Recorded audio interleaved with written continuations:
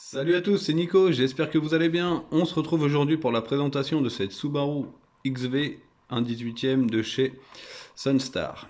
Donc modèle encore vendu en ce moment, c'est d'ailleurs pour ça que je vous fais cette vidéo, c'est que je vous ai fait la orange il y a quelques semaines. Et aujourd'hui, si je vous poste celle-ci, c'est que c'est un modèle qui est encore disponible à moins de 54 euros sur eBay via le vendeur moteur, moteur circuit, voilà. Donc il est très bien noté. Il lui reste de la blanche et de la orange, donc au prix livré de 54 euros. Alors, un petit peu plus, un petit peu moins, mais c'est vraiment au centime près. Donc moins de 60 euros, vous avez cet exemplaire-ci. Donc ce serait dommage de passer à côté. Honnêtement, ça vous donnera un peu de changement dans vos vitrines. Et je pense à tous les proprios de XV, d'avoir son modèle au 1.18, c'est vraiment pas mal, surtout à ce prix-là. Donc voici pour ça. Donc je voulais vous montrer également le packaging. Donc hop, bougez pas. Parce que le unboxing avec tout ça, c'est pas évident. J'aime pas trop faire ça. C'est un truc à faire tomber soit le téléphone, soit la miniature. Donc c'est dans une boîte en polystyrène toute basique, hein. Il y a un petit plastique à l'intérieur, enfin un petit film de protection pour pas rayer la voiture, qui se trouve dans cette boîte là en carton. Donc on a quand même un bel emballage, ça c'est vraiment sympa, ça fait un peu concession la boîte, donc très sympa. Donc vous avez la marque et le modèle du véhicule, le fabricant sur le bas, au-dessus, hop, sur le dessus de la boîte vous avez pareil Subaru XV, et si vous rangez vos boîtes dans ce sens là, eh bien vous avez la marque et le modèle et une photo du cul de la voiture. Est-ce que sur le devant, oui, magnifique, regardez. Et si vous la mettez dans ce sens-là, vous avez la face avant de l'auto. Donc c'est pas des modèles en série limitée, contrairement au modèle qu'on avait pu avoir en WRC. Donc si vous parlez un peu japonais ou éventuellement chinois ou bref, un petit langage asiatique. Et ensuite, vous avez l'item numéro 5572 avec l'année de la voiture, la marque, le modèle et la couleur. Donc pareil, hein, toujours bien vérifier que les boîtes sont concordantes à la miniature. Hop, et du coup, avec ça, bougez pas, je vous montre un petit détail que j'avais montré également dans la vidéo de la orange, c'est que c'est fourni avec cette petite... hop, regardez, ça fait comme une spatule à crêpes, bougez pas, tac. Est-ce qu'on va avoir le bon zoom? Hop, non, on le voit pas. Tac. Bon, en gros, ça vous fait comme une spatule à crêpes d'un côté, vraiment fin hein, en même temps, hein, on voit presque pas. Et puis de l'autre côté, un petit... ça fait comme un effet tournevis en fait, un tournevis plat, mais c'est pour l'ouverture des portes et du toit ouvrant. Car oui, il y a un toit ouvrant. Hop, donc on va avancer la miniature, viens là ma belle. Voilà, avec un petit focus sympa. Donc concernant la face avant, on a une belle face avant, des beaux phares, une calandre assez simple, hein.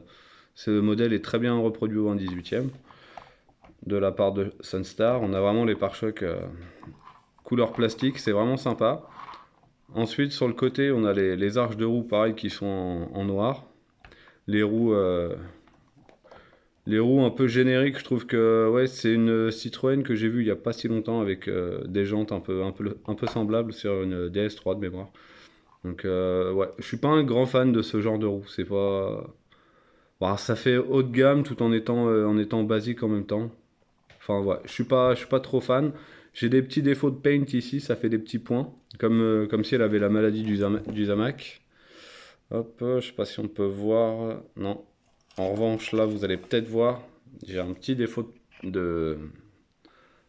défaut comment ça s'appelle, il doit y avoir un peu de colle et tout. Déjà, on voit que le feu est pas bien ajusté. Donc, est-ce que pareil, hein, c'est ce que je disais aussi dans l'autre vidéo de la orange, c'est que est-ce que les voitures sont à ce prix-là parce qu'elles sont gavées de défauts par-ci par-là, ou est-ce que c'est Sunstar qui fait que voilà, c'est pas super quali. Je ne sais pas. J'en ai d'autres de chez Sunstar et j'ai pas trop à me plaindre en soi. C'est pas du auto art, hein, ça c'est sûr, mais en termes de finition, c'est pas dégueulasse, hein, puis là aussi, j'ai des petits points sous le vernis. Donc je suppose que voilà, c'est fait un peu à la va-vite. Du coup, pare-choc arrière avec le diffuseur peint en blanc, l'anti-brouillard en bas. Les feux arrière, ouais, ils ont le design Subaru, hein, il n'y a pas à chier. Ensuite, un petit détail sympa, c'est les barres de toit. Je trouve que elles sont pas moches, hein, avec le gris un peu, un gris acier, hein, pas anthracite mais presque. C'est vraiment un petit détail à la con, mais ça fait bien le job. Tac, donc nous revoici sur sa face avant. Du coup, on va en profiter, on va faire le tour du capot moteur. Tac, alors, un peu dur à ouvrir. Donc on est encore sur un système de charnière à l'ancienne. On a le petit cache moteur en plastique qui nous cache beaucoup de choses. Malheureusement, on aimerait un peu plus de détails, mais bon, à un moment, ça reste. À l'heure d'aujourd'hui, les voitures, c'est vrai que les caches cachent tout, du coup. Ensuite, on a une baie moteur qui est quasiment pleine. Là, c'est vraiment la plaque de plastique qui a été un peu moulée. Il y a pas globalement, on voit ni les culasses, ni. Bon, on voit rien, quoi. Et clairement, on voit juste un peu le collecteur d'admission et puis un peu de chrome sur l'avant au niveau de l'alternateur et puis du compresseur de clim. Je vais y arriver. Hop, sinon, les petits détails sympas, c'est les stickers que vous pouvez retrouver sur la batterie.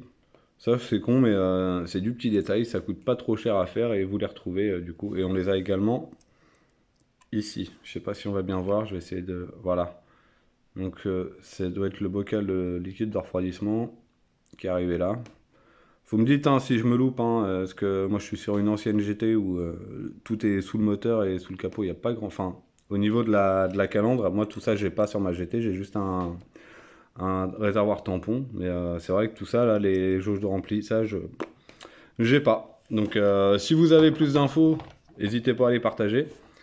Ça fait toujours plaisir. Et donc, on va passer au châssis, puis après on fera un petit tour de l'intérieur. Donc le châssis, un peu sommaire, donc une ligne d'échappement, des trains roulants un peu grossiers, c'est un peu gros tout ça, mais bon, ils sont là déjà, c'est déjà bien.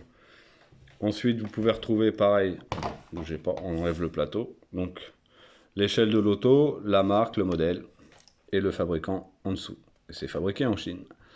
Hop, donc là on a un petit détail, mais c'est pas ouf, hein. Mais ça présente bien, faut se dire ça. J'ai oublié de vous montrer le fameux toit ouvrant. Donc ceux qui ont vu la vidéo précédente ont vu également que j'avais fait un gros fail avec la vitre du toit ouvrant qui est partie en vacances quand j'ai retourné l'auto. À savoir que pareil, celle-ci elle se décolle, hein. Si je tire dessus, la vitre s'en va. Donc c'est juste clipsé, c'est pas collé. Donc à la limite, ça vous évite de la casser. Mais malheureusement, vous risquez de la perdre. Donc on va utiliser la petite spatule pour aller voir à l'intérieur. Donc là, vous voyez rien forcément. Ne bougez pas. On va essayer de solutionner le petit problème.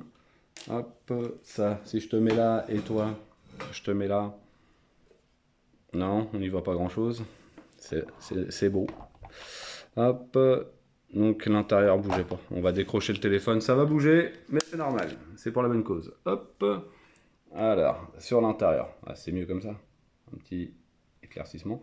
Donc comme vous pouvez voir les sièges c'est pas moche hein, franchement ça a beau être que du plastique, ça rend vraiment bien, c'est vraiment sympa. Le volant je le trouve un poil fin, je sais pas ce que vous en pensez mais je le trouve vraiment très fin en termes de cerceau hein, et encore en vidéo je trouve qu'il fait beaucoup plus gros que réellement. Donc pareil les compteurs sont présents, les commodos sont quand même pas si dégueulasses que ça. Vous avez également les prises comment ça s'appelle, des aérateurs qui sont bien pensés, bien finis. On peut déjà apercevoir l'écran GPS, Bluetooth, tout ce que vous voulez. Le frein main et puis le sélecteur de vitesse. Parce que oui, monsieur est en boîte auto. Enfin, monsieur, madame, on sait pas trop. Tac, et du coup, les sièges, voilà, on va peut-être les voir un peu mieux comme ça. Hop. Il y a les petits points blancs, vous en faites pas, c'est le polystyrène de la boîte. Et du coup, on retrouve également les ceintures de sécurité qui sont bien présentes dans l'auto. Tac, ouais. Ouais, de près au près, c'est poussiéreux. Alors que c'est un modèle que je n'expose pas malheureusement, par manque de place. Hop, alors. Voilà pourquoi je fais pas d'unboxing, c'est que avec les mains prises, on n'arrive pas à faire forcément des belles choses. Donc pareil, une belle sellerie à l'arrière, une banquette pour loger les amis, les enfants, les personnes volontaires pour monter. Hop. Du coup, les panneaux de porte, je vous ai pas montré sur l'avant. Donc sur l'arrière, ouais, hein, c'est un grand bout de plastique moulé. On retrouvera un petit peu de chrome au niveau de la poignée de porte. Donc petit détail, mais qui fait toujours plaisir. Hop, passons voir ce qui se passe dans le coffre. Est-ce que je peux ouvrir le coffre comme ça avec mon gros doigt?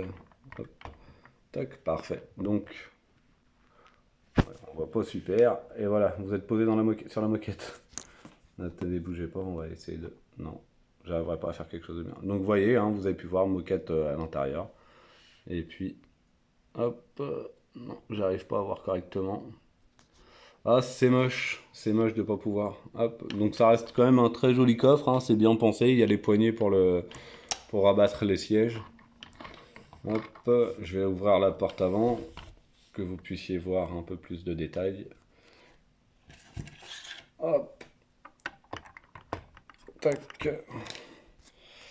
Voilà, donc là on voit mieux l'écran GPS ainsi que les commandes de climatisation et de chauffage, la boîte à gants et le tableau de bord.